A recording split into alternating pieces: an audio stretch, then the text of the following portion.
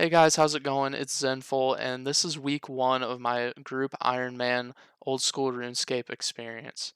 I know I said I would be bringing you guys a lot of New World content to the channel, but I played it a ton the first week it came out, and I couldn't really see myself playing it for a long period of time, or really being interested in pushing out content for you guys every week. So I just decided to give Group Ironman a try. A couple of my buddies mentioned playing Group Ironman about 2 or 3 weeks ago, and I wasn't really too interested in playing it because I knew New World was coming out about a week before the release of Group Ironman, so I didn't really want to burn myself out on MMOs too much and try and play both at the same time. But I looked into it, it sounded like a lot of fun, and after the first couple days in New World, I could tell that it wasn't going to be a game that I would want to put a ton of hours into over a long period of time, so I told them that I would join them. Luckily, they had a spot open still and actually needed a couple more spots filled, so I found a couple other players and we got our 5-man group together. If you don't know what Iron Man mode is, it's basically the same as normal RuneScape, except the main difference is that you can't buy or trade items with other players. There's a grand exchange, just like in World of Warcraft, there's an auction house. In New World, there is a trade district. It's pretty much just a place that players can buy and sell items that they either don't want to spend time getting or can't access yet. And you can't use the Grand Exchange in this version because that's part of trading people. So if you need things for quests, bosses, or leveling any skills, you have to gather them all yourself. And this is where I think the group aspect becomes really interesting. They introduced something called the group bank that made it so anyone in your 5-man group can take and drop in any items that they get that are tradable into the group bank. And then anyone in your group is able to use them. You're also able to trade with your group members, but we haven't really utilized that yet because it's kind of pointless when you can just drop stuff in the group bank instead of having to meet up with them in somewhere specific in the game or having to switch to their world. Me and one other person that was in our group decided that we were going to rush Wintertide. It's basically a boss, but I think of it more as a mini game because you're in an area with tons of other players doing skills like wood cutting, fire making, fletching, and a little bit of construction here and there. And then when you defeat the boss, you get a loot crate that can give anything from farming seeds to pure essence, logs, raw fish, pretty much just any item that you could need for crafting skills, you can receive from these crates. This helps a ton early game so that you can experience or get experience in 4 different skills that are otherwise kind of boring to level or difficult to get materials for. The main one being construction. It's super expensive to make planks, and there's places that planks spawn, but they're really low level planks and they're kind of a pain to gather. One of my other players that's in my group is actually part of the collective named Ranbop. I'm pretty sure you've heard his voice in a couple videos and streams, but he hasn't done any streams or videos himself yet. I'm sure you'll hear from him soon, but the main reason I said this is because he decided he was going to be our fisherman and cook at the beginning and start piling a bunch of food in the group bank for us to use at Wintertide and after whenever we start getting to the mid game. I'm really enjoying this part of the game because it kind of forces your group to work together and communicate so you aren't all doing the same thing at once and kind of spread out all the work so you can get all the resources that you'll eventually need and be able to push multiple things at once. Once we had all this stuff figured out and launch day came, we created our group named the Underachievers. We didn't really plan on playing a ton or trying to push for high scores or world first 99s, so we figured this was a fitting name for us. The first couple days, I started out doing fishing and cooking to try to get us a good stack of shrimp in the bank that we could use alongside cakes from thieving for the wintertide grind.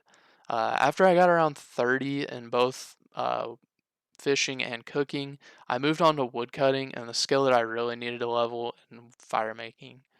I worked in a little bit of fletching here and there while I was wood cutting, and I eventually hit 20 fletching around the same time that I hit 50 fire making, which was pretty lucky. On the third day, I did the Rune Mysteries quest to unlock the area to mine Rune Essence. This is another early game grind that will help a ton in the days to come, especially after the Wintertide grind is over, because you need Essence to make runes for magic, and you also need them for a couple quests. One of them is Priest in Peril, and I'm almost positive there's at least one other one that you need Essence for. So I just figured I'd start stockpiling them. After I completed that super easy quest, I started another one. It's actually a mini quest called Daddy's Home. It gives you level 8 construction and also some materials that you can use to level construction the rest of the way to 20 and be able to start doing Wintertide.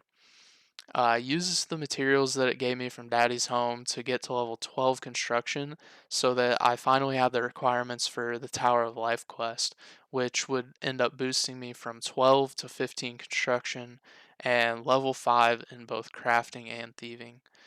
I finished off both construction and fletching to level 20, and then I AFK'd around 1500 rune essence.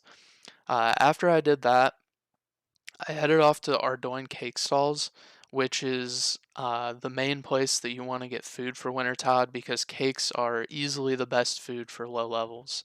I got around 500 cakes and got to level 25 thieving, and then after that, I took a boat from Port Sarim over to Hesidius to the fruit stalls. To use the fruit stalls, you need level 25 thieving and 15% favor with the Hesidius. It can easily be done. It's directly south of the fruit stalls, and all you have to do is push and repair plows through a farming field, and it only took me probably an hour, hour and a half to get, which is super worth it. After I got the 15%, I hit the fruit stalls, and then I just AFK'd the rest of the day until 40 thieving.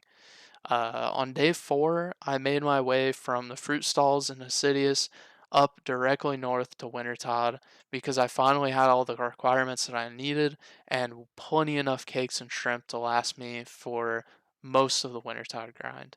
Up to this point, I hadn't really been working with my group because two of the players that are in my group are extremely busy with real life stuff, uh, work, school, things like that. And Rainbop was still working on fishing for us. The one player that I'd been leveling with so far, the other player that I said before that was going to rush Wintertide with me, was already there by the time that I had unlocked it and pushing to level 99 fire making. I think he was like around level 70 whenever I got there. Um, and then we just started doing it together as a duo. Within my first 5 kills at Wintertide, I got the Tome of Fire. It's a 1 in 1,000 kill drop, which getting it in 5 kills is very, very, very lucky. And it's really useful for the late game because it gives you infinite use of fire runes whenever it's charged with pages that you get from Wintertide, and it also gives really good magic stats. Um, I kept working on my Wintertide kills. I hit 75 fire making and 40 fletching by the end of day 4, and then on day 5, I finally hit my 100th kill and 80 fire making. But I hadn't really got much loot on day 5. I got 2 or 3 of the same pair of the outfit from Wintertide, and besides that, I pretty much just got materials, which is fine, but I would like to get either the Dragon Axe or the pet as well. Um, and then day 6, I was very busy. I didn't play much. I didn't really hit any threshold levels. I didn't get any drops. But on day 7, I was really hoping that I could get another big drop because I finally had hit 200 kills. And I didn't end up getting the pet or dragon axe still. But I did have all but 2 pieces of the outfit, and I had a couple multiples, which gives you a chance whenever you get multiples, as instead of getting the drop again, you end up getting seeds from it, and they're high level seeds. I'm pretty sure it is a magic seed for the weapon, the torch, and it's I don't remember what the other one is, but it's another high-end seed that you get instead of getting a fourth, fifth, sixth of the same piece. It's super unlikely to happen, but if you're going for 99, you're probably going to end up getting a few seeds here and there. Um, and I also ended up hitting 85 fire making by the end of the week, which was way further ahead than I thought I would be at this point, because I also did a few other things on the way, like 40 thieving. I did some quests, and honestly, I didn't even think I would make it to level 70 fire making, let alone level 85. At the end of the week of, or at the end of the first week of Group Ironman, I was having a ton of fun with it, and honestly, I could see myself playing this for a long time. It's way more of a challenge than starting a new account on Old School RuneScape, which I've done recently, and it's just not really as rewarding. You have to plan a lot of stuff as an Iron Man. You have to figure out where to get items that you would normally just buy on the Grand Exchange and know when it's worth to use those items, or else you'll end up backtracking a lot, which I've already done, but it's easier to do at low level and learn from my mistakes than it would be to do it at level 90 or level 80 just near the end game. Um, Tons of the materials that I use will be used for other skills. I've already gained a lot in the first week, a lot of seeds, a lot of herbs, things that would be very hard to acquire if I wasn't doing the Wintertide grind. So it's super nice to already be building that stuff up. Um, Honestly, in week two, I'm hoping to get as close to 99 fire making as possible. I don't know that I'll make it there with like the amount of time that I'm putting into it, but I'll probably end up taking some breaks as well to gather some supplies that the other couple guys that haven't been playing as much would need. Um, just because they're a little behind, and I know they want to start doing the Wintertide grind and start doing some quests and other stuff soon. So I'll try and help them out some just to get a little break from Wintertide. Um, that'll probably take up most of my time for week two. I probably won't do many other skills, maybe a couple quests. But that's pretty much it for week two, the goals that I have. Um, After that, after I hit 99 fire making, I plan to have my sights set on the mid game, which is a lot of questing and a lot of combat. Gonna have to start doing Slayer, maybe some low end bosses to start getting some higher end gear. Um, and then hopefully my goals will just keep progressing from there.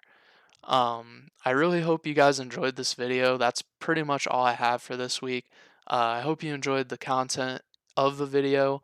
The videos that I put in here were all taken from this week alone, the first 7 days. And I hope that you guys enjoy my progress as I go.